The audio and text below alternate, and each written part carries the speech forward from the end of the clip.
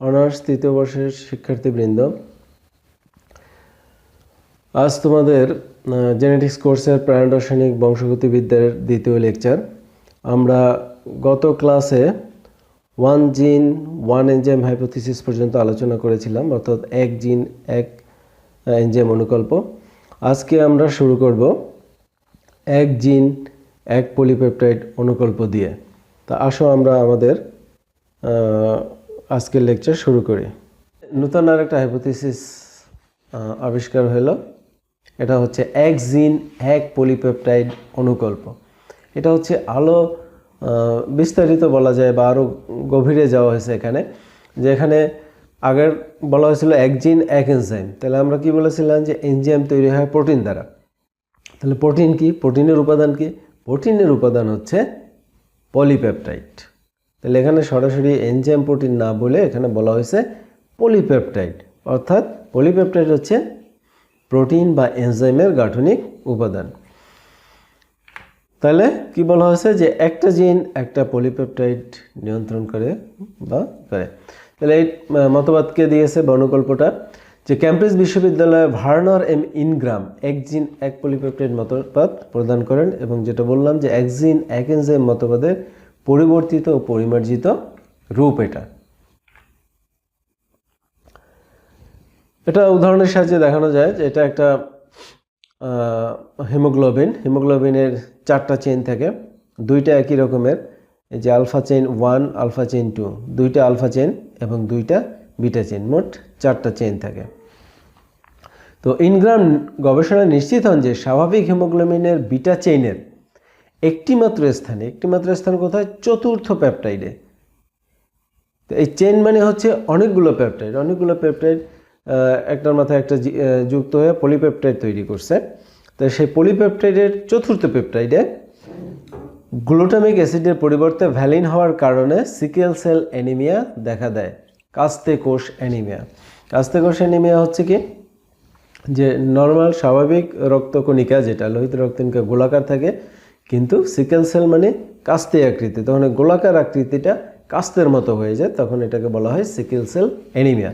তাহলে সেটা কেন হয়? যে চতুর্থ পেপটাইডে গ্লুটামিক অ্যাসিডের পরিবর্তে যদি ভ্যালিন হয়, অ্যামাইনো অ্যাসিড যদি ভ্যালিন হয়, তাহলে এরকম হয়। এটাও দেখা গেল যে একটি চেইনের অ্যামাইনো অ্যাসিডের পরিবর্তন অন্য চেইনকে প্রভাবিত করে না। কোনো একটা চেইন, যে বিটা চেইনে যে চতুর্থ স্থানে পরিবর্তন হয়, তাহলে সেটা আলফা চেইনের উপর প্রভাব বিস্তার করে না।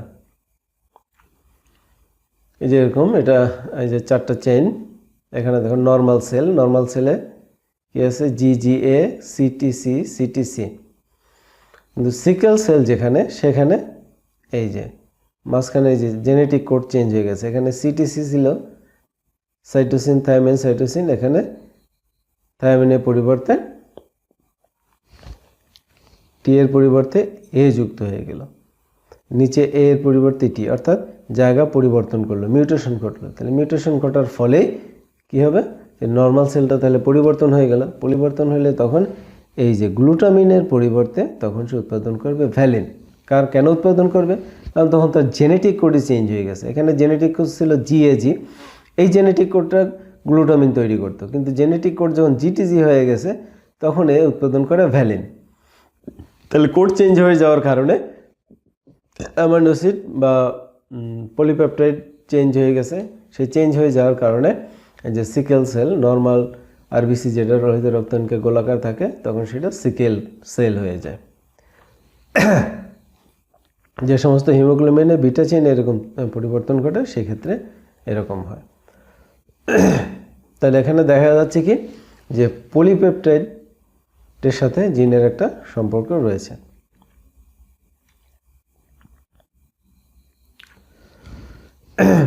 ইনগ্রামের গবেষণায় প্রমাণিত হয় যে হিমোগ্লোবিন দুটি ভিন্ন জিন দ্বারা নিয়ন্ত্রিত পলিপেপটাইড চেইন দ্বারা গঠিত। একটি জিন একটি বা একই রকম পলিপেপটাইড সংশ্লেষণ নিয়ন্ত্রণ করে। সুতরাং একটি জিনের মিউটেশনের ফলে হিমোগ্লোবিনে আলফা বা বিটা যে কোনো একটি চেইনে পরিবর্তন সাধিত হয়, অর্থাৎ একটি জিন একটি পলিপেপটাইড চেইন সংশ্লেষণ নিয়ন্ত্রণ করে। আমরা একটা পরীক্ষার মাধ্যমে এটা প্রমাণ করা যায়। ইকোলাই ব্যাকটেরিয়াতে দুইটা মিউট্যান্ট স্ট্রেন, মানে মিউটেশনের ফলে দুইটা স্ট্রেন তৈরি হচ্ছে। তাহলে মিউট্যান্ট এ, এই যে এখানে মিউট্যান্ট এ কী করে, মিউট্যান্ট এ এবং মিউট্যান্ট বি উভয়ই ট্রিপ্টোফ্যান সংশ্লেষণ করে, কিন্তু মিউট্যান্ট এ করে ইন্ডোল এবং ট্রায়োস, এই দুইটা যুক্ত হয়ে বিক্রিয়া 3 এইখানে ইন্ডোল গ্লিসারিক ফসফেট তৈরি করে। ইন্ডোল গ্লিসারল ফসফেট থেকে ট্রিপ্টোফ্যান তৈরি হয়। আর মিউট্যান্ট বি এর ক্ষেত্রে ইন্ডোল প্লাস সেরিন, এটা এখান থেকে মিউট্যান্ট বি এর মাধ্যমে ট্রিপ্টোফ্যান তৈরি হয়। তাহলে দুইটার পথ ভিন্ন। যে মিউট্যান্ট এ এরা এক পথে ট্রিপ্টোফ্যান সংশ্লেষণ করে এবং ইন্ডোল অথবা ট্রিপ্টোফ্যান বিশিষ্ট আবাদ মাধ্যমে জন্মাতে সক্ষম, যেহেতু এখানে উপাদান হচ্ছে ইন্ডোল।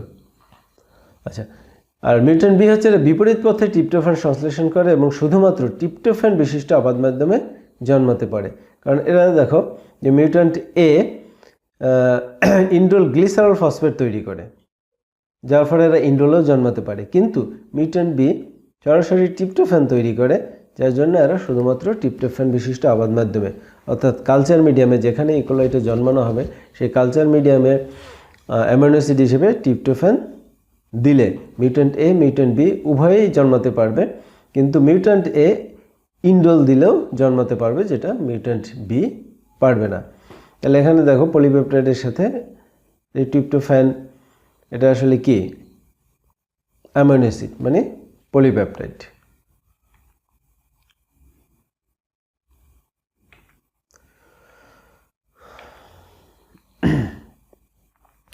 তো প্রাণরাসায়নিক পদ্ধতিতে জানা যায় ট্রিপ্টোফ্যান সিনথেটেস এনজাইমের প্রোটিন দুইটি উপএকক বা পলিপেপটাইড চেইন দ্বারা গঠিত, এদের নাম উপএকক এ এবং উপএকক বি।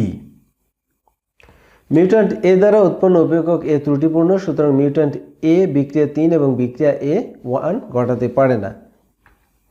এর আগে যেটা দেখাচ্ছিলাম এই বিক্রিয়া খেয়াল করো, যেটা হচ্ছে বিক্রিয়া 1 ইন্ডোল গ্লিসারল ফসফেট থেকে ট্রিপ্টোফ্যান, এটা বিক্রিয়া 1, ইন্ডোল ট্রান্সফসফেট এটা বিক্রিয়া 3 এবং এটা বিক্রিয়া 2। তাহলে মিউটেশনের কারণে যে মিউট্যান্ট এ দ্বারা উৎপন্ন উপএকক এ ত্রুটিপূর্ণ, সুতরাং মিউট্যান্ট এ বিক্রিয়া 3 এবং বিক্রিয়া 1 ঘটাতে পারে না। আর মিউট্যান্ট বি স্বাভাবিক হওয়াতে বিক্রিয়া 2 ঘটাতে পারে, সুতরাং মিউট্যান্ট এ ট্রিপ্টোফ্যানে তো বটে ইন্ডোলও জন্মাতে পারে। তবে এখন এদের আবাদ মাধ্যমে থাকতে হয় ট্রায়াস ফসফেট ছাড়াও সেরিন। আচ্ছা, কিন্তু যদি উপএকক ত্রুটিপূর্ণ হয় যেমনটি মিউট্যান্ট বি এ, তবে বিক্রিয়া 2 ঘটে না, অর্থাৎ এটি ইন্ডোলে জন্মাতে পারে না, কারণ বিক্রিয়া 2 এবং বিক্রিয়া 3 উভয়ের জন্য ইন্ডোল প্রয়োজন হয়। তাহলে এই পরীক্ষা থেকে কি দেখা গেল, যে এই পরীক্ষা থেকে দেখা গেল যে একটি জিন একটি পলিপেপটাইড উপএকক উৎপাদন করে, দুটি জিনের উৎপন্ন দুইটি পলিপেপটাইড উপএকক একত্রে গঠন করে সম্পূর্ণ বা সক্রিয় এনজাইম ট্রিপ্টোফ্যান সিনথেটেস, মানে দুইটা একত্রে গঠন করে ট্রিপ্টোফ্যান সিনথেটেস। এভাবে এক জিন এক পলিপেপটাইড অনুকল্পটা প্রমাণিত হয়। এরপরে আমরা দেখি জৈব রাসায়নিক মিউট্যান্ট পৃথকীকরণ, যে জৈব রাসায়নিক বায়োকেমিক্যাল মিউটেশন ঘটছে কিনা, বায়োকেমিক্যাল মিউট্যান্ট। তো বায়োকেমিক্যাল মিউট্যান্ট আসলে কি, যে জিনের মিউটেশনের কারণে কোনো জীব যদি বৃদ্ধির জন্য প্রয়োজনীয় কোনো জৈব রাসায়নিক পদার্থ সংশ্লেষণে অক্ষম হয়, তবে ওই জীবকে জৈব রাসায়নিক মিউট্যান্ট বলে। আবার খেয়াল করো, যে জিনের মিউটেশনের কারণে কোনো জীব যদি বৃদ্ধির, এটা র হবে, সরি এখানে একটু মিস্টেক হয়েছে, এটা র হবে, যে বৃদ্ধির জন্য প্রয়োজনীয় কোনো জৈব রাসায়নিক মিউট্যান্ট পদার্থ, জৈব রাসায়নিক পদার্থ সংশ্লেষণে অক্ষম হয়, তবে ওই জীবকে জৈব রাসায়নিক মিউট্যান্ট বলা হয়। এটা বিডেল টেটাম 1945 সালে নিউরোস্প্রা ক্রাসার প্রাণ রাসায়নিক মিউটেশন নির্ণয়ের পদ্ধতি আবিষ্কার করেন। কিভাবে আবিষ্কার করেন, সে আবিষ্কারের পূর্বে আমাদের কিছু টার্ম জানা দরকার, সেজন্য টার্মগুলো আমরা আগে একটু জেনে নিই। সেটা হচ্ছে সম্পূর্ণ মিডিয়াম বা কমপ্লিট মিডিয়াম বলা হয়। কমপ্লিট মিডিয়াম হচ্ছে যে মিডিয়ামে সকল ধরনের পুষ্টি উপাদান থাকে তাকে বলা হয় সম্পূর্ণ মিডিয়াম।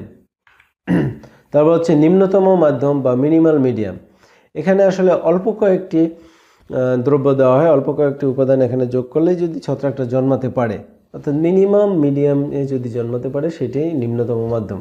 তার মানে এখানে পুষ্টি উপাদান পরিমাণ কম থাকে, আর সম্পূর্ণ মিডিয়ামে সব ধরনের পুষ্টি উপাদান থাকে। প্রোটোটর্ফ, যে স্ট্রেন নিম্নতম আবাদ মাধ্যমে জন্মাতে পারে তাকে প্রোটোটর্ফ বলা হয়। আর যে স্ট্রেন নিম্নতম আবাদ মাধ্যমে জন্মাতে পারে না তার জন্য আলাদা আরও সম্পূরক কিছু দ্রব্য সরবরাহ করতে হয়। মিনিমাল মিডিয়ামের ভিতরে হয়তো কোনো ভিটামিন যুক্ত করতে হয় বা কোনো অ্যামাইনো অ্যাসিড সরবরাহ করতে হয়, সে সরবরাহ করার ফলে জন্মাতে পারে, তাকে বলা হয় অক্সোটর্ফ। তাহলে কি বুঝলাম? যে মিনিমাল মিডিয়াম বা নিম্নতম আবাদ মাধ্যমে যারা জন্মাতে পারে তারা প্রোটোটর্ফ, যারা নিম্নতম আবাদ মাধ্যমে জন্মাতে পারে না, আরও বেশি পরিমাণে পুষ্টি উপাদান দরকার হয়, তারা হচ্ছে অক্সোট্রফ। এখন আমরা পরীক্ষাটা যদি এভাবে দেখি, এই চিত্রটা দেখো, দুইটাই পাশাপাশি যদি আমরা দেখি, এখানে দেখো, এখানে ওয়াইল্ড টাইপ নিউরোস্পোরা ক্রাসা নেওয়া হয়েছে। ক্রাসা নিয়ে এখানে কালচার করা হয়েছে, ওয়াইল্ড টাইপ মানে বন্য নিউরোস্পোরা ক্রাসা করার পরে এখান থেকে স্পোরকে আলাদা করে সেই স্পোরকে এক্স রে প্রয়োগ করা হয়েছে। এখানে যেটা বলা হয়েছে ইরিডিয়েটেড, অর্থাৎ স্পোর মানে কনিডিয়া, কনিডিয়ার উপর এক্স রে প্রয়োগ করা হয়েছে। এক্স রে প্রয়োগ করার উদ্দেশ্য হলো এই কনিডিয়াকে মিউটেশনাইজড করা, অর্থাৎ এখানে মিউটেশন ঘটানো। কারণ এক্স রে প্রয়োগ করলে মিউটেশন ঘটতে পারে, ঘটবে এমন কোনো কথা না, যে ঘটতে পারে, সে ঘটার সম্ভাবনা। তাহলে আসলে ঘটলো কি না সেটা আমরা পরবর্তীতে পরীক্ষা করে দেখব, যেখানে কোনো মিউটেশন হলো কি না। তবে এক্স রে প্রয়োগ করে এই স্পোর বা কনিডিয়াগুলোকে আবার কালচার মিডিয়ামে কী করা হয়, যে crossed with opposite wild type, opposite wild টাইপের সাথে ওয়াইল্ড টাইপের সাথে ক্রস করানো হয়। ক্রস করলে ফ্রুট বডি তৈরি করে, যেহেতু ওরা অ্যাস্কোমাইসিটিস শ্রেণীতে অ্যাসকাস তৈরি করে। এক বচনে অ্যাসকাস, বহু বচনে বলা হয় অ্যাসাই। তো সেখান থেকে এই যে অ্যাসকাস উৎপন্ন করলো, অ্যাসকোস্পোর তৈরি করলো। এই অ্যাসকোস্পোরকে এখানে দেখো কি করা হয়েছে, যে complete medium, tubes of complete medium inoculated with a single ascospore. প্রত্যেকটা টেস্ট টিউবে কমপ্লিট মিডিয়াম আছে, এবং এই কমপ্লিট মিডিয়ামের ভিতরে 3টা স্পোর, এখান থেকে ক্রসিংয়ের ফলে যে স্পোর পাওয়া গেল, সেই স্পোরের প্রত্যেকটার ভিতরে একটা করে স্পোর দেওয়া হলো যে জার্মিনেশন, প্রোডাকশন অফ কনিডিয়া। এখানে তারপরে সে কনিডিয়াটা জার্মিনেট করবে, জার্মিনেট করে তারপর সে মাইসিলিয়াম তৈরি করবে। মার্সিলিয়াম তৈরি করার পরে এখান থেকে কনিডিয়া নিয়ে, যে conidia from each culture tested on minimal medium, এখান থেকে কনিডিয়া নিয়ে এবারে দেওয়া হয় মিনিমাল মিডিয়ামে, অর্থাৎ নিম্নতম আবাদ মাধ্যমে এখানে প্রয়োগ করা হয়েছে। নিম্নতম আবাদ মাধ্যমে যখন দেওয়া হয়েছে তখন দেখা গেছে যে একটা টেস্ট টিউবে গ্রোথ হয়নি, বাকি 2টাই হয়েছে। তাহলে দেখো, যখন কমপ্লিট মিডিয়াম দেওয়া হয়েছিল তখন সবগুলোই হয়েছে, কিন্তু যখন মিনিমাল মিডিয়া দেওয়া হয়েছে তখন একটা হয় না, বাকি 2টাই হয়েছে। কারণ কমপ্লিট মিডিয়ামে সব ধরনের পুষ্টি উপাদান ছিল, মিনিমাল মিডিয়ামে সবগুলো পুষ্টি উপাদান নাই। তাহলে কোনো একটা পুষ্টি উপাদানের অভাবে এই যে মাঝের টেস্ট টিউবের হয় না, গ্রো করে নাই। তাহলে গ্রো না করলে আমরা যদি এখন ধরি যে এখানে এই মিনিমাল মিডিয়ায় অ্যামাইনো অ্যাসিড ছিল না, অ্যামাইনো অ্যাসিডের ঘাটতি ছিল, তাহলে সেই ক্ষেত্রে আমরা কি করব, এই যে কমপ্লিট মিডিয়ামে যেখান থেকে এই টেস্ট টিউবে যেখান থেকে নেওয়া হলো, এইখান থেকে স্পোর নিয়ে, এই যে অনেকগুলো টেস্ট টিউবে নিয়ে প্রত্যেকটা টেস্ট টিউবে আলাদা আলাদাভাবে অ্যামাইনো অ্যাসিড দেওয়া হলো, যে glycine, leucine, asparagine, valine, tyrosine, glutamic acid, এইগুলো সবগুলো টেস্ট টিউবে মিনিমাল মিডিয়ার সাথে আবার আলাদা সাপ্লিমেন্ট হিসেবে অ্যামাইনো অ্যাসিড দেওয়া হলো, বিভিন্ন ধরনের অ্যামাইনো অ্যাসিড। তো দেওয়ার ফল দেখা গেলো যে আর্জিনিন যেটাই দেওয়া হলো, সে আর্জিনিনে জন্মাইল। তার মানে হলো কি, যে এখানে মিউটেশনের ফলে যে মিউটেশন ঘটছে, সেই মিউটেশনের ফলে আর্জিনিন উৎপাদনকারী যে জিন, সেই জিনটা মিউটেশন ঘটছে। মিউটেশন ঘটার কারণে সে আর্জিনিন উৎপাদন করতে পারে নাই। আর্জিনিন উৎপাদন না করতে পারার কারণে মিনিমাল মিডিয়ামে সে জন্মাতে পারে না, তার জন্য আলাদা আর্জিনিন সাপ্লিমেন্ট দেওয়া হয়েছে। তাহলে এইভাবে বায়োকেমিক্যাল মিউট্যান্ট নির্ধারণ করা যায়, যে তাহলে বোঝা যাবে যে এই স্পোরের ক্ষেত্রে এখানে এক্স রে প্রয়োগের ফলে মিউটেশন ঘটছে। কোথায় ঘটছে, যে আর্জিনিন তৈরিকারী যে জিন, সেই জিনে মিউটেশন ঘটছে। এখানে অ্যামাইনো অ্যাসিডে দেওয়া হয়েছে, বা ভিটামিনের ক্ষেত্রেও দেওয়া হতে পারে। বাম পাশের ছবিতে দেখো, এখানে যে ভিটামিনের এখানে পরীক্ষা করা হয়েছে। তাহলে এখানে দেখা যায় যে ওই যে একই রকম যে ভিটামিন ই, এফ, জি, এইচ, তাহলে জি এর ঘাটতি ঘটছে। এরকম মূলত একই পরীক্ষা, দুইটা ছবি একই, এখানে অ্যামিনো অ্যাসিডের উল্লেখ করা হয়েছে, এখানে ভিটামিনের উল্লেখ করা হয়েছে। তো সবাইকে ধন্যবাদ। আজকের মতো এখানে শেষ। আশা করছি পরবর্তী ক্লাসগুলো তোমরা মনোযোগ দিয়ে করবে এবং রেগুলার পড়াশোনা করবে।